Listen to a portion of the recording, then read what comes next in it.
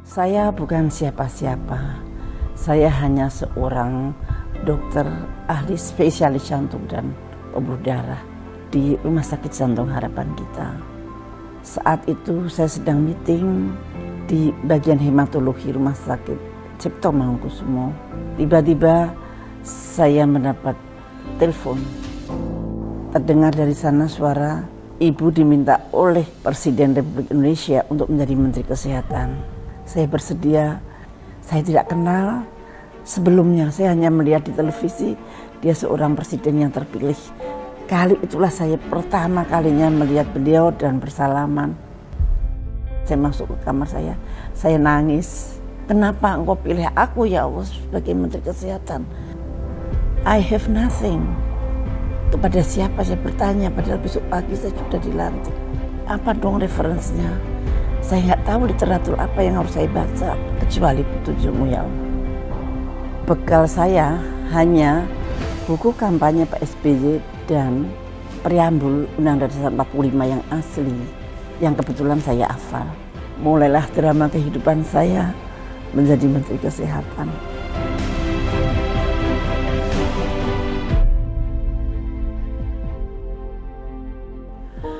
Baru 2 bulan saya menjadi Menteri Kesehatan, ada bencana yang sangat luar biasa di Aceh sana.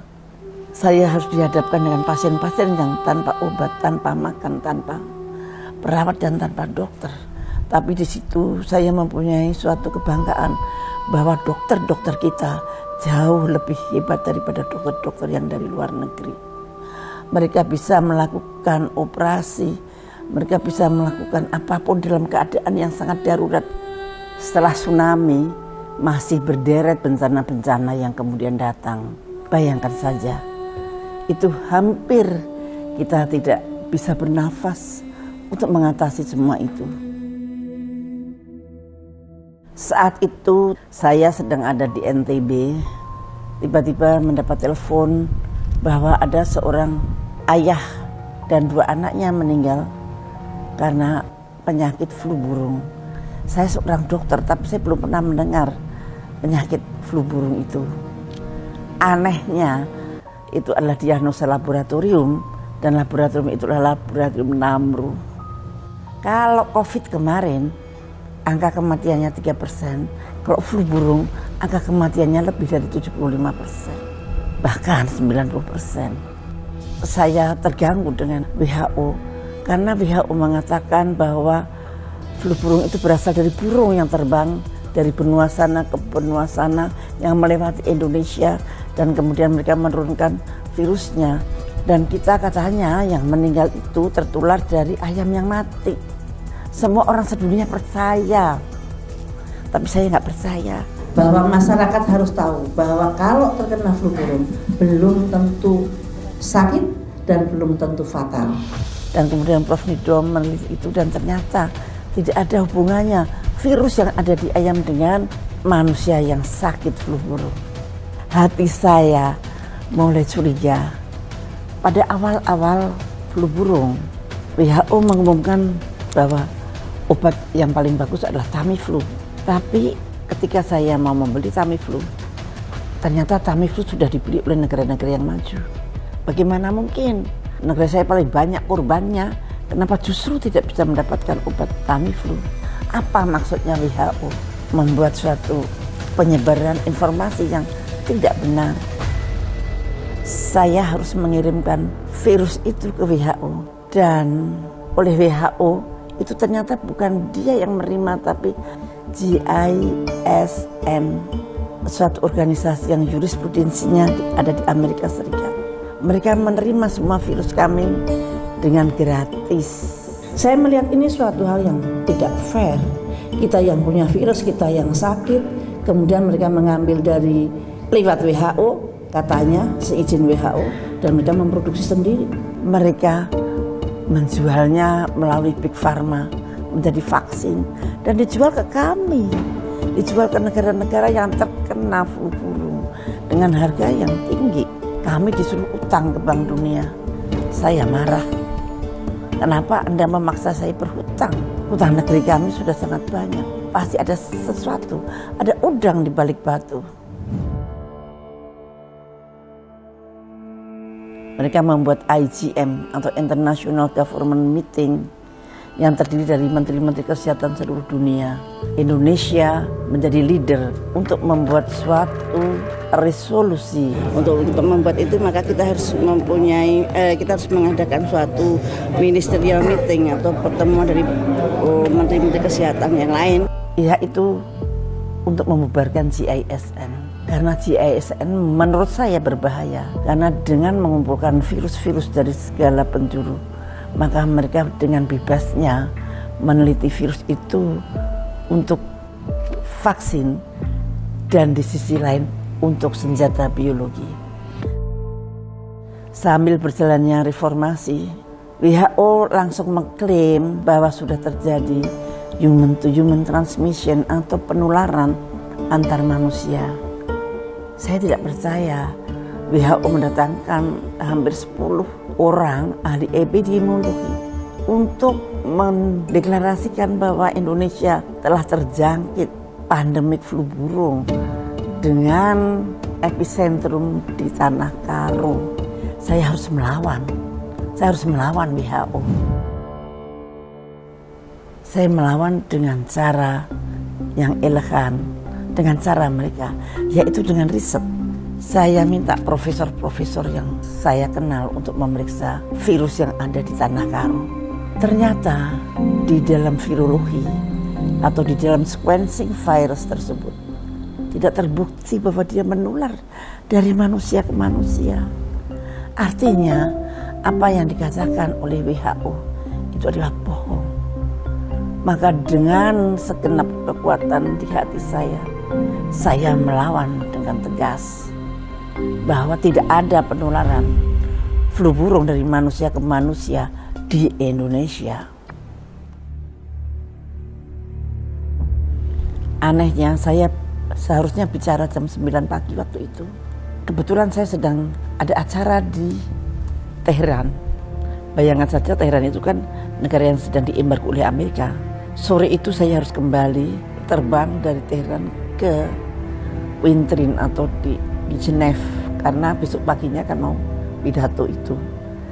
Ternyata kapal terbang yang saya tumpangi itu British Airlines tiba-tiba mogok, jadi tidak bisa jalan sehingga kami harus berganti pesawat. Akhirnya kami datang besok paginya sudah jam 11, padahal saya harus bicara jam 9 pagi.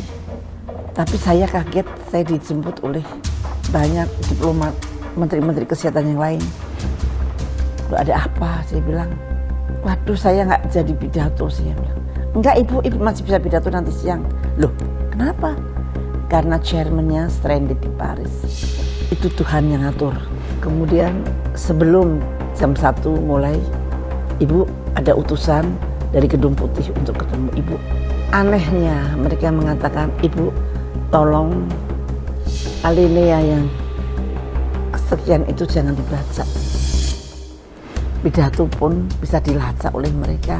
Pidato saya itu hanya ada di laptop kecil saya dan kemana-mana saya bawa. Tidur pun saya taruh di bawah bantal gitu.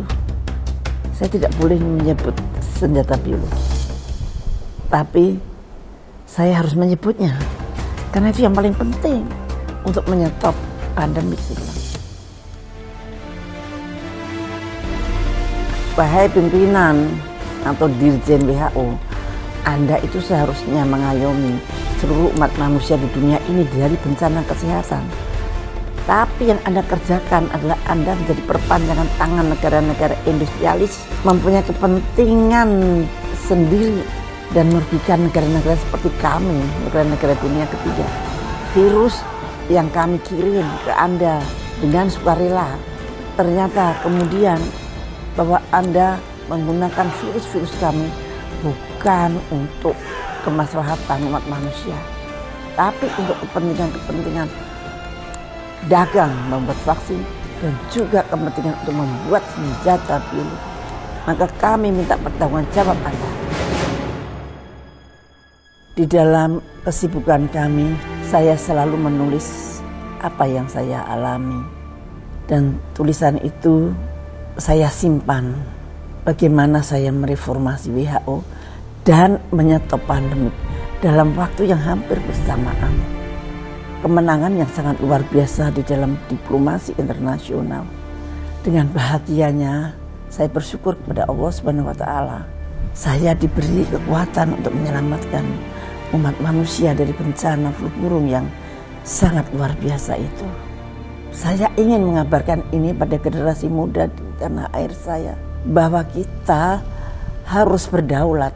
Kita harus berani kalau mereka menginjak kita. Kita harus berani bersuara. Jangan takut. Saya pulang ke Indonesia, tapi apa yang terjadi? Ternyata apapun pers conference saya tidak bisa disiarkan. Nggak ada berita. Semua media dibungkam. Tidak boleh menulis keberanian seorang anak bangsa melawan penjajahnya. Apa yang sudah terjadi di negeri ini? Kemudian saya tulis buku itu. Dan kemudian saya launching di Hotel Borobudur. Setelah launching pun ternyata tidak diberitakan sedikit pun. Tetap dibungkam. 18 hari kemudian terjadilah kehebohan yang sangat luar biasa. Buku saya di blow up oleh seorang wartawan senior jurnalis dari Sydney Morning Herald yang mengatakan bahwa Menteri Kesehatan Republik Indonesia telah menuduh Amerika dan WHO berkonspirasi membuat senjata biologi. Sehingga saya mendapat telepon dari presiden-presiden di seantero dunia dan mereka banyak yang mengucapkan congratulations madam, Anda pemberani. Dan setelah itu barulah buku itu masuk ke Indonesia. Barulah mereka pada mencari buku itu, yaitu Saatnya Dunia Berubah. Di situ saya bercerita tentang bagaimana perjuangan saya melawan kekuatan adidaya yang ingin memaksakan pandemik di negeri ini. Dan alhamdulillah Indonesia bisa memimpin dunia untuk menyetop pandemi tersebut dengan cara bukan dengan vaksin, tapi dengan politik transparansi. Mulai saat itu nama saya cukup dikenal sebagai orang yang balelo tentu saja terhadap kekuatan global. Ini suatu hal yang selalu sangat dihindari oleh elit-elit negeri kita. Saya juga hormat sih terhadap elit global, tapi jangan sampai Anda menginjakkan kaki Anda di kepala rakyat saya akan marah. Saya ditunjukkan oleh sopir saya, ibu nggak pengen lihat Namru, itu di depan itu Bu. Tapi ketika saya sampai di pintu gerbang laboratorium Namru, saya dicegat oleh satpam. Ibu tidak boleh masuk. Ini harus pakai izin ambasador USA. Saya Menteri Kesehatan. Tanah ini tanahnya Menteri Kesehatan. Saya cuma mau lihat saja kok. Salah satu yang nebeng saya adalah seorang wartawan. Dan kemudian rekaman itu di-share kemana-mana sampai ke luar negeri. Dengan topik bahwa saya dilarang masuk ke Namru. Saya seolah-olah akan menutup Namru. Tapi hal ini saya tidak denial. Karena dalam hati saya memang saya pengen nutup. Anda tahu apa Namru? Naval American Medical Research Unit nomor 2. Laboratorium yang isinya adalah marinir Amerika Serikat yang menjadi peneliti kesehatan. Bahkan saya mengetahui Namru yang tadinya kerjasamanya dengan Menkes, ternyata dia juga bisa menjalar-jalar ke university tanpa tahu kami. Saya heran, bagaimana sih angkatan perang kita kok diam-diam saja. Namru bisa bercokol 40 tahun. Jadi kita tidak bisa memeriksa apapun kok dia masuk Indonesia, tidak bisa memeriksa apapun kok mereka keluar dari Indonesia. Bayangkan kalau mereka membawa virus misalkan. Ketika itu tahun 2009, hati saya sedang berseri-seri. Kemenangan demi kemenangan saya untai dalam satu untaian yang sangat indah. Tiba-tiba saya harus menerima kenyataan bahwa suami saya menderita leukemia, dan leukemia ini sangat ganas. Saya seperti tidak percaya.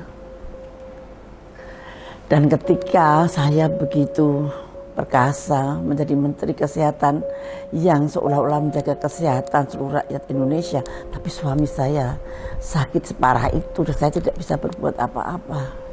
Kalau beliau tidak dilakukan kemoterapi, maka umur tinggal 3,5 bulan. Suami saya tidak mau di kemo. Nggak apa-apa katanya, semua orang kan akan mati. Kamu sudah cukup perkasa dan anak-anak kita sudah bisa mandiri.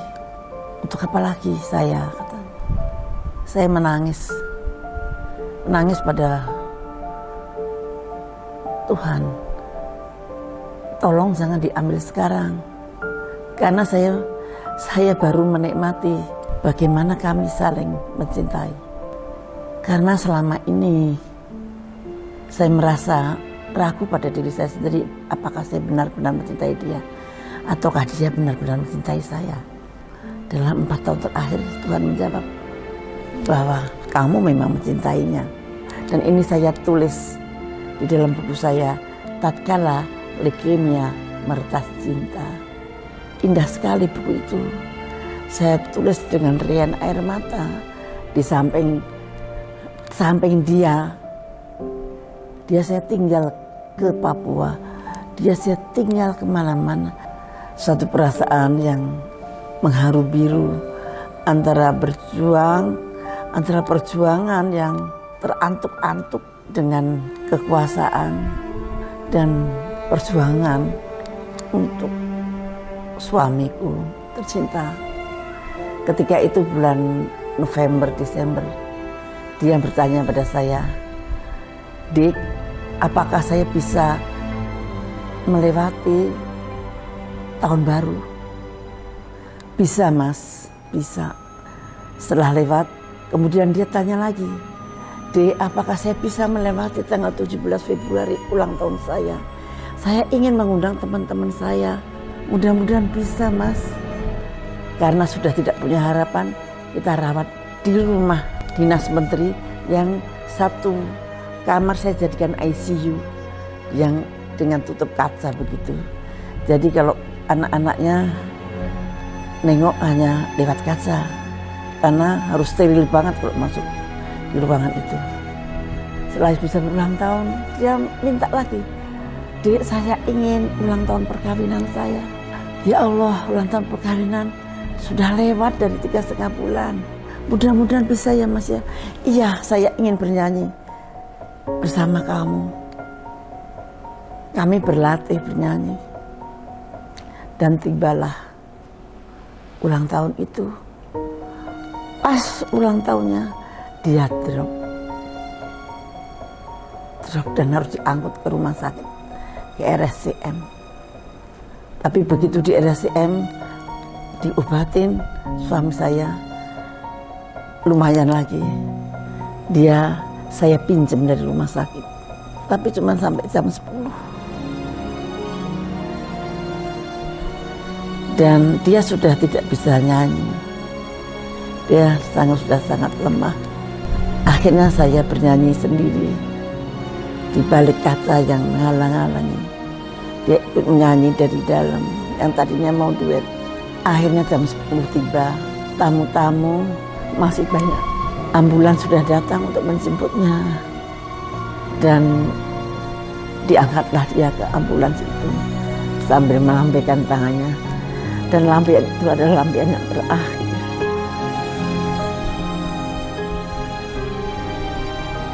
Setelah itu beliau koma. Dan beberapa hari kemudian meninggal. Itu lambaian terakhir dia ketika meninggalkan kami.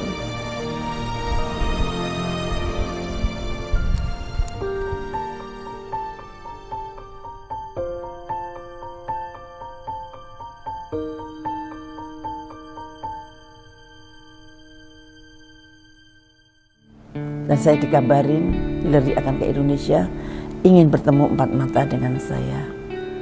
Tetapi saya tidak diundang ke istana. Sampai pagi saya sudah dandan. Saya melihat di televisi Menteri Luar Negeri Hillary Clinton itu mengunjunginya posyandu, puskesmas dan pesantren. Tapi saya tidak ada di gambar itu. Nampaknya saya disabot supaya saya tidak bisa bertemu dengan Hillary. 2 bulan kemudian saya tiba-tiba kedatangan utusan dari Washington DC. Mengapa Ibu menolak bertemu dengan Madam Clinton? Saya harus ngomong apa? Masa saya ngomong saya disabot? Saya bukan menolak. Saya stranded di Surabaya, padahal saya ada di Jakarta. Saya berbohong, tapi demi untuk kebaikan negara saya. 3 hari kemudian, Mr. Ambassador itu datang lagi. Dan dia mengatakan, ini ada pesan dari Washington. Ibu diminta memimpin Namru. Terserah ibu namain apa itu Namru, tapi kami minta ibu yang mimpin dan namanya terserah. Wong saya kepinginnya itu nutup kok, malah disuruh mimpin gitu. Oke, karena ini bukan kepentingan pribadi, ini ada kepentingan negara. Saya harus melapor pada presiden saya. 2 minggu sejak pertemuan pertama, datanglah surat undangan itu yang ditujukan pada saya untuk diundang ke Washington. Saya minta tolong pada Pak Makarim Wibisono, orang yang sangat kredibel di dalam perjanjian-perjanjian internasional, bersama dengan Wijaya Lugito, sahabat yang sangat saya percaya integritasnya. Tolong wakilin saya ke Washington. Sebelum berangkat saya harus membawa pesan dari ibu. Ini pesan rahasia ya. Cabut kembali semua tentara marinir dari Jakarta. Saya tidak mau penyakit menular diurus oleh Pentagon. Urusan penyakit menular berikanlah pada DHS, itu Depkesnya Amerika begitu. Welcome Madam Clinton kalau mau bekerja sama dengan saya dengan perjanjian harus equity, transparan, dan fairness. Atau duduk sama rendah, berdiri sama tinggi. Dan permintaan saya 3 itu dikabulkan oleh Madam Clinton. Pemerintah Amerika setuju untuk menutup Namru itu. Tapi Presiden tidak menyetujuinya waktu itu. Dan ketika pertengahan itu kami menerima suatu dokumen. Dokumen itu adalah dokumen persetujuan antara Amerika dan Indonesia ketika tahun 70. Dokumen itu menyatakan yang bisa menutup secara sepihak hanyalah Menteri Kesehatan Republik Indonesia. Bergegaslah saya, Pak Makarim, kalau ada seperti ini berarti kan bisa saya tutup sendiri, tidak usah izin Presiden. Pak Makarim tersenyum. Ya tapi harus saya bikinkan surat Ibu, notification letter secara diplomat. Tapi saya pun juga nggak berani mengeluarkan surat itu. Nanti kalau ini bukan saya jadi Menteri Kesehatan lagi, kalau dicabut gimana? Pas ketika itu tanggal 19 Oktober, besoknya Presiden saya akan dilantik untuk menjadi Presiden yang kedua kalinya. Ini waktu yang sangat tepat. Maka saya ambil notifikasi letter itu. Sekarang tanggal 19. Saya ganti tanggalnya 16 Oktober 2009. Saya tanda tangan Bismillahirrahmanirrahim. Namru saya tutup dengan notification letter tersebut. Tapi apa yang terjadi ketika COVID akan melanda negeri ini? Saya harus dipenjara. Bukannya saya mendapat bintang yang bertaburan, betapa sedihnya karena saya merasa tidak seperti apa yang dituduhkan itu. Fakta-fakta pengadilan pun tidak membenarkan tuduhan itu. Kalau hanya digantikan dengan kegelapan di penjara, kedinginan di penjara, masih besar apa yang saya kerjakan untuk negeri ini. Waktu terus berjalan, Dan COVID pun hadir. Dan kemudian diumumkan semua yang berumur 60 tahun disuruh mengurus statusnya untuk dirumahkan. Saya berumur 60 lebih, bahkan hampir 70 tahun. Tapi tidak boleh pulang, satu-satunya orang yang tidak boleh pulang. Itulah ketidakadilan yang saya alami. Akhirnya saya bisa keluar dengan dalam keadaan sehat walafiat, dengan hati yang tertempa. Dan begitu saya keluar, saya bersuara lantang tentang apa itu COVID, apa sebenarnya PCR, apa sebenarnya rencana-rencana mereka membuat isu yang sangat menakutkan.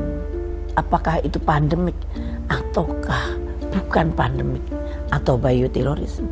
Ternyata isu dan korban-korban nyawa itu mereka kalkulasikan dengan dolar. Semuanya tidak peduli, pemerintah tidak peduli. Pemerintah hanya copy paste dari kebijakan mereka. Dan korbannya siapa? Rakyat. Tapi sebagian besar tetap tidak sadar bahwa mereka merencanakan sesuatu melalui isu kesehatan, melalui ketakutan, melalui kebohongan. Sampai detik ini